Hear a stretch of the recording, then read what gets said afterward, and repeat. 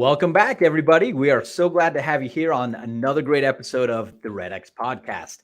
And we're really excited about our guest today, Gus Munoz, who's going to talk about something we've never talked about on the podcast before, and that's using ISA. So, Gus, let's just say hi to the audience right now. We're so glad you're here. Hey, everybody. Glad to be here. Thanks. We are pumped about this and excited to talk about a brand new topic.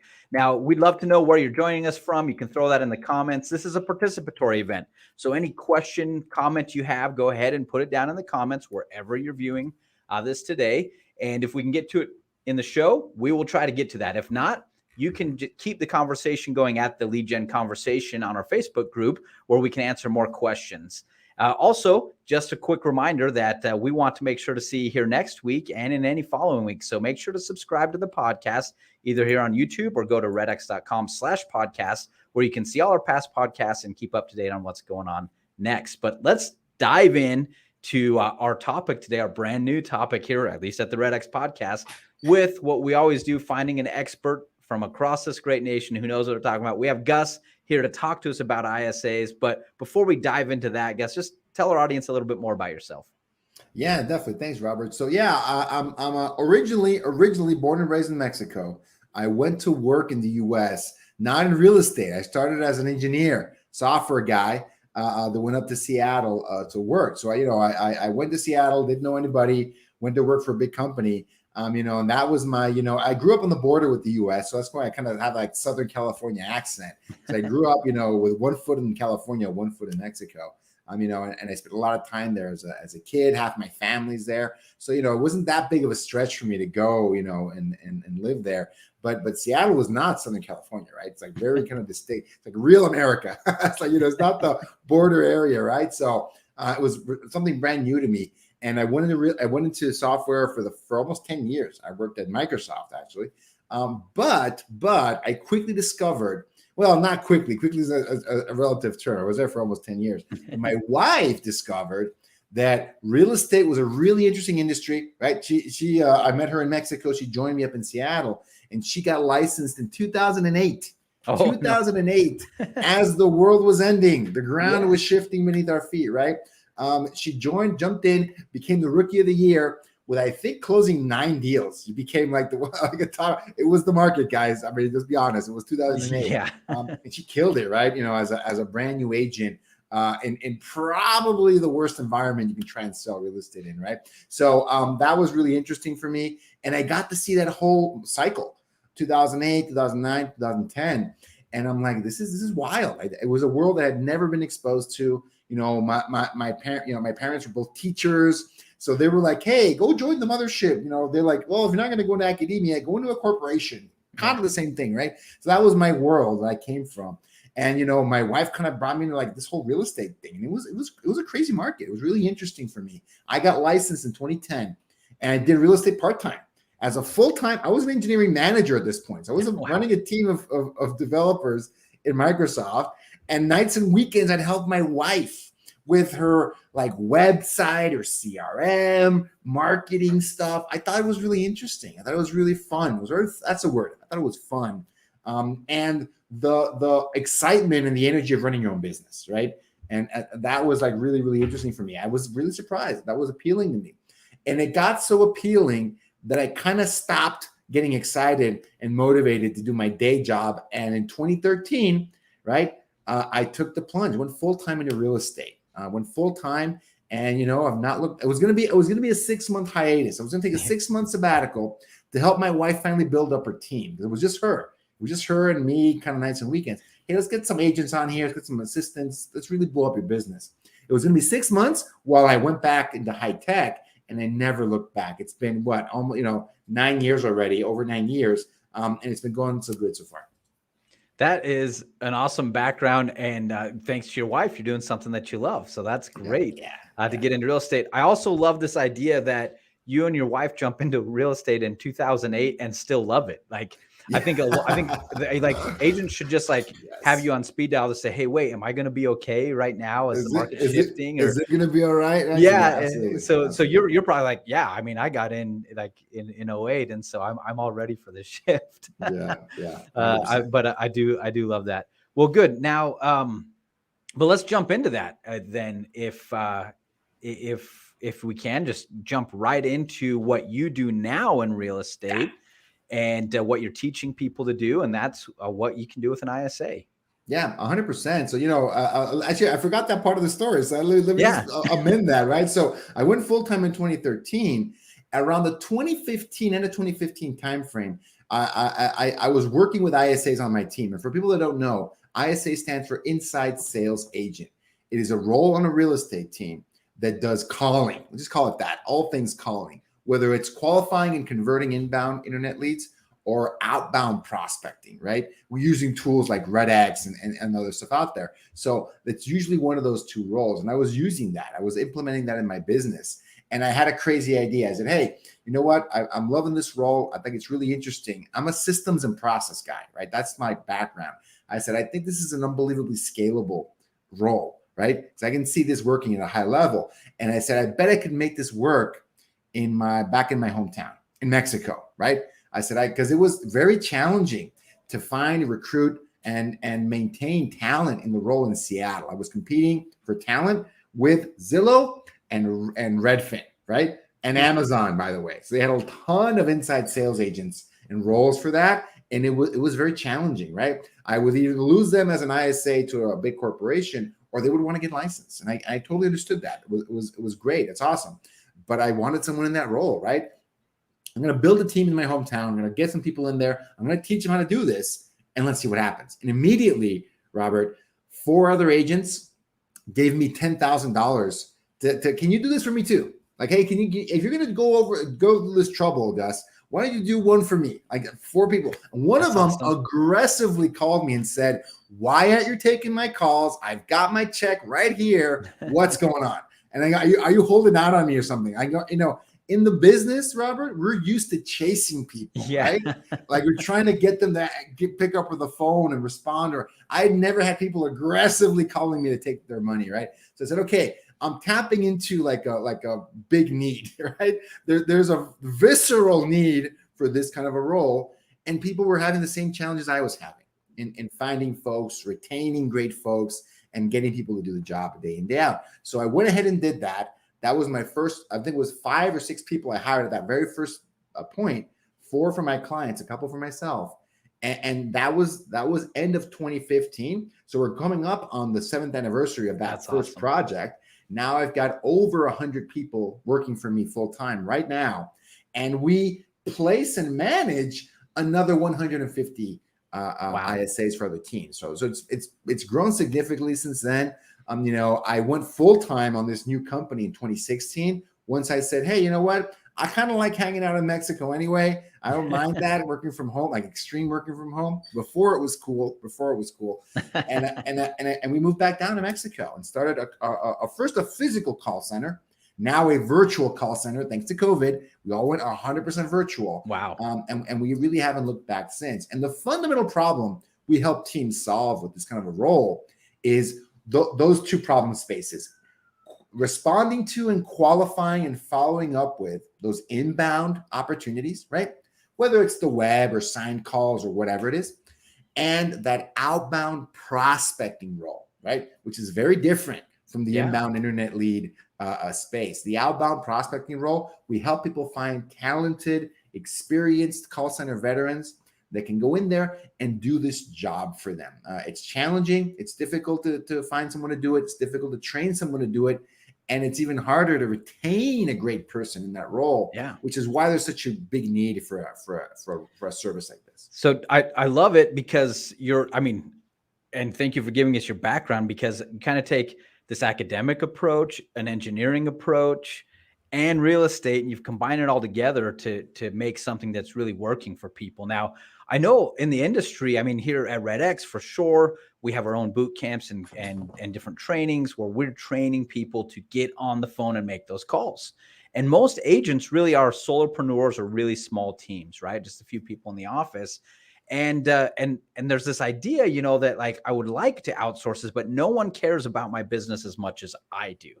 So maybe help us understand a little bit. And you've kind of started to get into that, how you've solved for that in your recruiting, but how can you really help a business owner, a small business owner, a real estate agent that says, man, but I care the very most about my business. So how can I outsource a part of my business?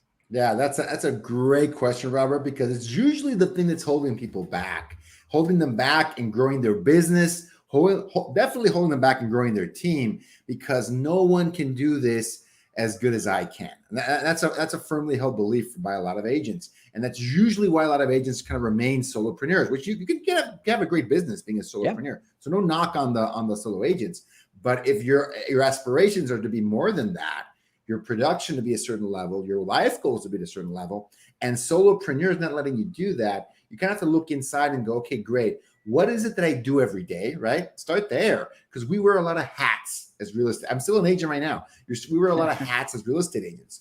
You're the ISA of the team. You're the transaction coordinator of the team. You're the listing input manager of the team. You're the closer. You're the listing appointment attendee person on the team. You're the follow-up person. You're the runner. You're the marketer. You do all these different roles, okay? All of these different roles. And this has been analyzed by people that are a lot smarter than me, right? On all these different roles that exist. What are the fundamental roles that you do as a real estate agent? And that is, you have a role in lead generation and lead conversion, and you have a role in fulfilling those clients, okay? We have to juggle both of those things, okay? You can be the best agent and the best negotiator and the best customer service experience person, but if you don't figure out the lead generation and lead conversion aspect of the business, you're not gonna have clients to serve. Or the market shifts and you suddenly find yourself with way less clients than you expected. Yeah. And what are you going to do, right? If you're expecting them to kind of come to you in that referral and recommendation space, right? You've got to solve for both problems. And one of the ways that you can actually help specialize and grow your business is by adding leverage, adding people in there. ISA shouldn't be your first hire. I don't think it should. You should probably start to let go of that transaction management, contract input, listing input part of the role. That is the first thing you should start letting go, because that's just going to let you do more of the rest of the activities, right? That's probably number one. And I have yet to hear an agent say, "Oh, I'm the best at filling out contracts and and sending emails for the transaction." That's usually a lot easier to let go than most things. Yeah. But I do see a lot of agents that say, "Oh, my phone calls and my follow-up, no one can replace me on that," right? And I think we have to shift our mindset a little bit from that, because I actually agree with them on some level that yes, an ISA, whether it's in-house or virtual or outsourced, whatever it is, I don't think they're ever going to be 100% as good as you are at this job, but they can be 80% as good, 75% as good, and they're going to do it for 8 hours a day, right? And that's a winning math. Like, I like those numbers. I like those odds. I like them a lot, because that's where the advantage and the scalability of this role comes from. They're doing it at 75, 80% of what you can do, and they're doing it way more often and way more consistently than the agent or anyone on their team can really do. That's a powerful formula when you get it on your side. I like that. And so maybe tell us then a little bit, and I want you to also, because I don't know enough about it, so you might be like, hey, actually, I want to tell you more about this part. So you feel free to tell me what I don't know, because that's why you're here. But I'm also just curious, like, so what's a pretty standard labor split then? So I get my first ISA, do I say, hey, you call these numbers and I'll call these numbers, or I'm going to stay on top of my sphere and you're going to call expireds, or what do you think is a division of labor for someone that's considering this and might get their first ISA sometime soon? That's a great question, because that's usually where I see some mistakes happen, like some very common pitfalls happen here, right? Because I see a lot of agents get excited about ISAs. Great, I'm going to get away from calling. I'm done calling, right? So you fall into the trap of abdicating instead of delegating, right? So that's the wrong approach to have when you got an ISA on your team. Your ISA, if you get an ISA helping you make calls, you're actually going to be doing more calling. So I'm sorry to tell this to folks, right? This is not a set it and forget it. I don't have to do any more calls anymore, because the ISA should be helping you solve a problem, which is to make your calls more efficient, and you're talking to more motivated, further along the pipeline people, right? Not doing less calling, no, at all, not at all. If your ISA is any good, you're gonna be doing more calling, right? But it's gonna be with more valuable prospects, The job of the ISA, and I love this. I got this from one of my clients, John D. Smith out of Charlotte, a client of REDX, by the way, that is absolutely killing it. Has been doing expired and for sold by owners for over 20 years in 2 markets, Detroit, Michigan, and now Charlotte, North Carolina. So in like the worst possible market and probably one of the hottest markets. So he's kind of seen it both. He's a client, and he's a good pal. He always says, and I like the way he expresses it, the ISA's job is to shake the tree, okay? The ISA's job is to shake that tree, shake it all day, shake it for 8 hours a day, every day, Monday through Friday, and hand off to the agent those opportunities that they find, okay? They're making 50, 100, 200, 300 calls during that shift, and their job is to go through the haystack and find 1, 2, or 3 of those needles that you need to be talking to. Now, it's very easy to say, but I want to get as specific as I can about this because the concept is very important, and it is the difference between having a successful model with an ISA and having kind of a lot of frustration and a lot of failure.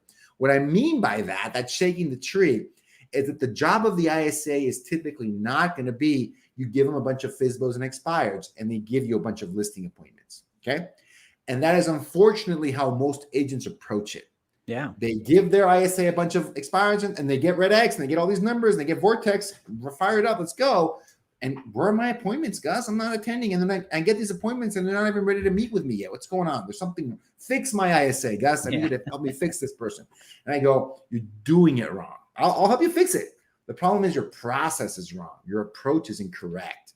The job of the ISA is not to set a listing appointment with a seller that's ready to come for you to list with them, right? That's typically not how FSBO and expired work, right? Not typically at all how that works. The job of the ISA is to qualify these folks, and that can actually, let me take it broader, whether it's expired for sell by owner, absentee owners, downsizers, notice of default, whatever that list happens to be, their job is to qualify them to see if it's worth it for them to talk to you, okay? If they are ready, they're ready and willing to take your call to get to meet their objective, whatever that happens to be. That is the job of the ISA. That is the best, highest and best use of their time, making all the calls and the follow-up calls and the follow-ups and follow-ups to get that prospect to say, you know what? Yes, I would like to talk to, your agent. Let's see what they've got. Let's see what they can do for me, right? So that role of having the ISA be the upfront qualifier of opportunities is a role that I've seen people kill it with when they've got a great ISA. That's what, John D. Smith out of North Carolina is doing. Another one of my clients, Calvin Shropshire, another client of REDX. He uses a lot of sources, but REDX is one of them. He has the exact same approach specifically for sell by owners, okay? And I'll get really specific with this. Yeah. He has his ISAs he has 2 full-time ISAs. They call every single new for sell by owner in the entire Chattanooga, Tennessee area. If they're in that whole area, I forget what the radius is, but it's miles out of that, they're going to get a call from them on day 1 as a new for sell by owner. And they just want to talk to them about the property, talk to them about their goals. That's great. We'll be checking in with you regularly to see if that property is still available. They're not trying to convert them on day 1, right? Because if you've ever done calling on FSBOs, that is a FSBO, useless endeavor, right? Calling to convert. And a lot of agents try that, Robert. They try to get in front of them and list the property on day 1, right? That's usually not going to be a very fruitful task. Okay? It's building the relationship and asking permission to follow up with them. You're going to set yourself apart just with that. That's what his ISAs do, right? They just qualify them, see where they're at, look, make sure they have accurate property information, and they ask them if it's okay, ask for permission to follow up with them. Week 2, Monday morning, great. Is the property still available? How's it going for you? Any offers this weekend? Any showings at least this weekend? Oh, I got you. Well, that totally makes sense.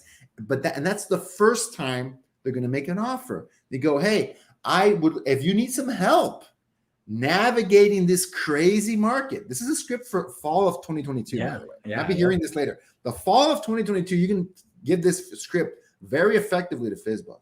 If you need some help navigating this crazy market and get exposed to a more effective and more aggressive marketing plan that can get you more money for your property, would you be willing to talk to my agent, Calvin, see what he can do for you? Is that worth 5 to 10 minutes of your time? I like it. He can be out there tomorrow, right? Let's put him on the calendar. Let's see what he's available. Boom, boom, boom, boom, boom, boom, boom. You're booking an in-person appointment to give them what we can offer you. We just want to give you some options to get your property sold and for the most amount of money in the least amount of time. Is that worth 10, 15 minutes of your time? Okay. I think Calvin actually says 15, 20 minutes. That's the real script. 15, 20 minutes of your time. The 10 minutes, you're just going to get in there, right? 15, 20 minutes of your time. Is that worth it for you? And they might say no. Most of them do. Okay, perfect. That totally makes sense. But check it in with you later. Third week comes in. They're delivering the same script. How'd it go for you? That property still available? Any offers, any showings? Well, I'd just love to see if you're still interested in talking to my agent, Calvin, and lay out those options, right? To navigate this crazy market and a more aggressive, more effective way to get your home sold for the most amount of money in the least amount of time. Is that worth it for you? And more people than you would expect say yes on that third call. Okay? Yeah. By then, for sure. The goal is that third week. That's the second or third week is when you've got that chance, the biggest chance. And it might also be 3 months down the line. That's another thing, right? But a good number of them, the ones that are going to list, it's going to be that second or third week. That's the hot zone, right? That's the hot zone. That's the 20-yard line, right? Like you're ready to go. You got to be ready for that as a for sale by owner. So when that person says, yes, they are, you know what? I'm willing to give them a shot. Let's see what they have to say. All right, have them give me a call, or yes, he can come look at the property. They book it on the agent's calendar. Let's go. Okay. They hand it off. But here's the thing, Robert, when they hand it off, it's not a listing appointment yet. Let's be clear on that. That's not what's happening. They call these up. They're called opportunities. It's an opportunity. The first thing the agent does when they get that opportunity from the ISA is they call and they qualify it. Okay. Very important to do. It's a simple process, but very important because they're double checking all the information. They even listen to the call that the ISA had with the owner right before they're even doing any of this to get context, understand it. And great. That's awesome. Hey, Mr. Seller, I saw you spoke to my teammate, Gus, and, just want to introduce myself. I see we've got you for an appointment tomorrow at 3 p.m. at your property. Just want to see if you have any questions for me, right? And because if they don't want to meet with an agent, that's a bogus appointment. You want to know about it right then and there. Yeah. Like right there. No, I didn't say anything. I said, bring me a buyer. I said this. I said that. Oh, that totally makes sense. And it's not the time right now. No worry about that, right? When you're ready, we're here. We'd love to help you, give you options to get that property sold for the most amount of money, least amount of time, and help you navigate this crazy market. Okay, sure, come over. That might, acquiesce there, or you're setting that table for another follow-up. Yeah. Okay? So the most important thing to understand is that it's a process. The ISA qualifying it and handing it off to the agent is another step in that process. It's not the end of the process. It's another step in that process. They had to call 15 different for sale by owners over the last 3 weeks to get you that opportunity. Okay. Yeah. That is the value and that is the work that the ISA puts in to get you talking to a more qualified for sale by owner that's at least giving the indication that they're open to something. They want to know their options. ISA is forbidden from saying the word listing, MLS, commissions, discount, none of that. We're just qualifying on motivation. I love it. Is there anything you want to do? And with that approach, Calvin, with one ISA doing this, closed 23 for sale by owners in Chattanooga, Tennessee, the last 12 months. Wow. And that was half that market was in 2021, by the way. Yeah. Half of it was in this market. Half of it was in another very different market. And it even works then. The biggest difference that we're seeing right now in the fall of 2022 is that cycle, remember I said that those 3 weeks is getting compressed. Yeah. Calvin just told me today that he got one that signed up by the next day, like the second day after they signed up, because they're seeing how difficult it is now to get their property sold, right? These for sale by owners are, they're just as lost as some of these sellers are, private sellers in the marketplace, guys. They need help. Their days on market is going up. Their inventory, they're seeing inventory go up. They're seeing 30% less buyer activity across the board in the country, right? So they're seeing that and they're confused and they're frustrated by it. and they need some help. So the ISA just goes out there, shakes that tree. And I can go into a few more examples, but I mean, that's the fundamental model I want people to understand. They should shake that tree and hand off the opportunity to the agent to get them in front of them and close that deal. This has been perfect because I definitely started today with the same perception you said a lot of people have, which is like, hey, I'm going to hire an ISA and then I don't do that. But this is all about the fundamentals of prospecting, the right lead types, the right data, the right phone numbers, the right scripts, and the right process of contacting, qualifying, setting appointments. And so, yeah, for me, this has been huge eye-opening in understanding how all of this fits together. And so I have one more question. We're super running out of time. So we need to have you back to talk more about this because now my interest is totally piqued and I need to know more. But one of my questions that I had was about when somebody should consider it, right? So maybe they're a brand new agent. They're just getting a few deals. Is that too early? Do I need to have so much GCI? Should I when do I start saying, hey, this makes sense now to have an ISA help me with lead generation? So maybe answer that question and then give us any final words that you have and before we have to let you go today. Yeah, that's another really, really good question because it's so fundamental to whether you're going to be successful or not, right? When should you add an ISA? I mentioned before, it shouldn't be your first hire. You should have an ISA. Well, and you should understand the role of that ISA. They're adding leverage to your lead generation process. So the only prerequisite, Robert, is you have to have a lead generation process, right? And this might take you a few months to figure out. It might take you a few years to figure out, just quite frankly, whether that's an inbound internet lead pipeline, a prospecting-based pipeline, which you should be doing now anyway. I wanted to drop, people should be reading this book, A Shift by Gary Keller. This talks about being prospecting-based, marketing enhanced during a shifting market. I think that's a great book. And you should have a process to plug your ISA into. Otherwise, you get stuck with the blind leading the blind. Okay, and you don't want to be in that situation. Typically, a full-time ISA, like some of the folks that we provide, is going to cost you $800 to $900 a month in monthly salary. You should have at least 3 to 4 months of that budgeted. At least 3 to 4 months, because you're not going to see a big throughput before that time. It's usually 90 to 120 days into it. You're going to start to see some progress. You're going to start to see those first deals close. So you got to budget for that. But more importantly than the dollar amount, Robert, is that system. They plug into a system that if you make more calls and talk to more sellers, you're going to get something better on the other end. Because if you don't have that figured out, it's going to be very challenging to add leverage to that system and get a predictable result. Yeah, I love it. We always preach that prospecting is a numbers game, that it works. It takes time, it takes work, but it is a numbers game. You make dials, you make contacts, you build relationships, you get listing appointments, and then you list homes and sell them. And it's all a numbers game. The more at the top of the funnel you can put in. So that's been my big eye opener, is that an ISA fits right in the same process we've always been talking about and can really help agents as they have that system and process built to come in and leverage and get it more efficient. So I love it. Gus, I've loved having you on today. We are here at the end of the half hour. We have to have you back, because I think we just scratched the surface of what we can do together. Yeah. And we did talk about circle about. prospect. We're going to talk about geo leads. We're going to talk about absentees. We're going to talk about, every other lead source that everyone should be trying out right now. I'd love to be back. We'll talk about it on the next one. Yes. And I love it. And hot tip from Gus on FSBO leads right now. They need you now more than ever, and you can serve them. Before we leave though, where can people find out more about you and the ISA company that you have?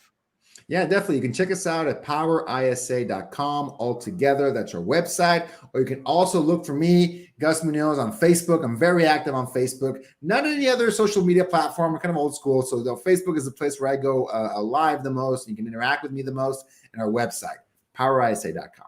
Great. Everybody go and find Gus there. Thank you again for your time. Everyone, thank you for joining us. We appreciate your trust and coming together to learn more about what's going on in the real estate market right now and the tools and data and systems that can help you out. We hope that we bring you value every single week. We hope to see you next week here, same time, same place. Find out more about our next episode at redx.com/podcast, or continue the conversation on our Facebook page at the Lead Gen Conversation. And we'll see you next week. Thanks for being here.